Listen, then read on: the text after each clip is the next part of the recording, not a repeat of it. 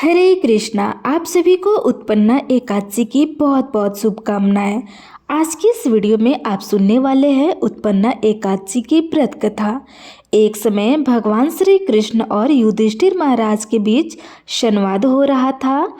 युधिष्ठिर महाराज कहते हैं, हे भगवान, आप कहते हैं कि सहस्त्र यज्ञ करने से जो फल प्राप्त होता है उसकी तुलना मात्र एक एकादशी के व्रत से मिलने वाले फल से नहीं की जा सकती। कृपया करके मुझे मार्गशीर्ष मास के कृष्ण पक्ष में आने वाली एकादशी के महत्व को बताइए कि यह एकादशी इतनी विशेष क्यों है और किस प्रकार यह इतनी मंगलमय बनी है। इसके उत्तर में भगवान श्री कृष्ण कहने लगे, मार्गशीर्ष मास में कृष्ण पक्ष में आने वाली एकादशी पर एक भक्त को एकादशी व्रत करना प्रारंभ करना चाहिए। इससे उत्पन्ना एकादशी कहते हैं। इस प्रकार भगवान ने उत्पन्ना एकादशी की व्रत कथा शुरू करी।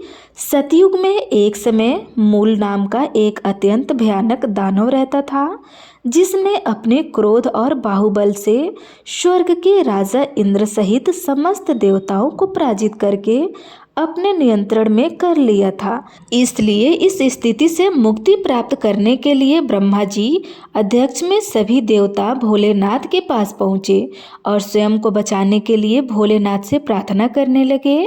तब भगवान शिव बोले, हे देवराज इंद्र, इस घोर कष्ट की स्थिति में आपको केवल भगवान श्री हरि मुक्ति प्रदान कर सकते हैं, इसलिए आप उनकी शरण में जाइए, वह अवश्य आपको संरक्षण प्रदान करेंगे। यह सुनकर सभी देवतागण भगवान श्री हरि की शरण में क्षीर सागर में पहुँचे। वहाँ जाकर उन्होंने भगवान विष्णु से प्रार्थना करी और कहने लगे, हे कमल नयन, हे मधुसूदन, आप सर्वज्ञ हैं, आप सदैव अपनी शरण में आने वाले की रक्षा करते हैं।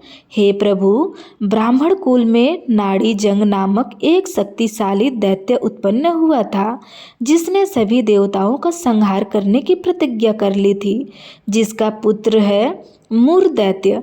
इसकी नगरी का नाम है चंद्रावती और इसने त्रिलोक में हाहाकार मचा रखा है। सभी देवताओं को पराजित कर इसने अपने पराधीन कर लिया है। हे पृथ्वीपति, अब आप ही हमारी रक्षा करिए। यह सुनकर भगवान श्रीहरि क्रोधित हो गए और उन्होंने सभी देवताओं से कहा कि वह इसी क्षण चंद्रावती पर आक्रमण करे और भगवान स्वयं इस युद्ध का नेतृत्व करेंगे। तब मूर दैत्य ने सभी देवताओं को अपने नगर की ओर आते हुए देखा तो वह अपने सैनिकों के साथ गर्जना करता हुआ आगे बढ़ा। भगवान और मूर दैत्य के बीच भयंकर युद्ध हुआ। मूर दैत्य ने अपनी मायावी शक्तियों का प्रयोग किया और भगवान श्री हरि उसे परास्त कर रहे थे। इस प्रकार देवताओं के 1000 वर्ष तक यह युद्ध चलता रहा। इसके बाद भगवान ने अपनी एक दिव्य लीला प्रकट करी। भगवान अचानक युद्ध क्षेत्र से अदृश्य हो गए और बद्रिका आश्रम में चले गए। वहाँ उन्होंने हेमवती नाम की एक अत्यंत सुंदर गुफा में विश्राम करा। तब मूर दैत्य को यह बात पता चली कि भगवान विश्राम कर रहे हैं, तो उसने निश्चय कर लिया कि अब वह भगवान श्री हरि का वध उसी गुफा में करेगा। ऐसा निश्चय कर कर वह गुफा में पहुंची। उसी समय भगवान के शरीर से एक अति तेजमय कन्या उत्पन्न हुई।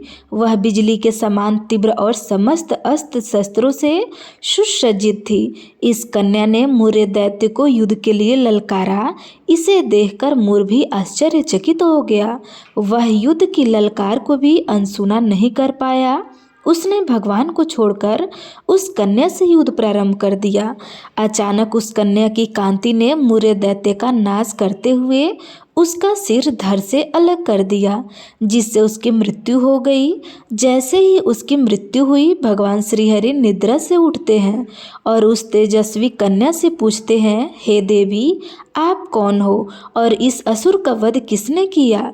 तब वह अपने हाथ जोड़कर विनम्रता से कहने लगी, हे पूर्ण पुरुषोत्तम भगवान श्रीहरि, मैं आपके ही दिव्य शरीर से उत्पन्न हुई हूँ और यह असुर आपको क्षति पहुँचाना चाहता था, इसलिए मैंने इसका वध कर दिया। यह सुनकर भगवान अत्यंत प्रसन्न हुए और उन्होंने कहा, हे देवी, आपने सभी देवताओं को इस महान संकट से बचाया है और आपके इस पराक्रम से मैं अति प्रसन्न हूँ। आपको जो भी वर चाहिए आप मुझसे मांग लीजिए। यह सुनकर वह कन्या बोली, हे प्रभु, यदि आप मुझसे प्रसन्न है तो मुझे वरदान दीजिए कि आज के दिन जब मैं उत्पन्न हुई हूँ और जो भी व्यक्ति आज का उपवास कर आपकी पूजा आराधना करेगा उसके समस्त पापों का नाश मैं अवश्य करूँगी। जो भी व्यक्ति आज के दिन संध्या के समय भोजन ग्रहण करे या संपूर्ण उपवास का पालन करे, आप उस व्यक्ति को संपत्ति, सुख और मोक्ष प्रदान करे।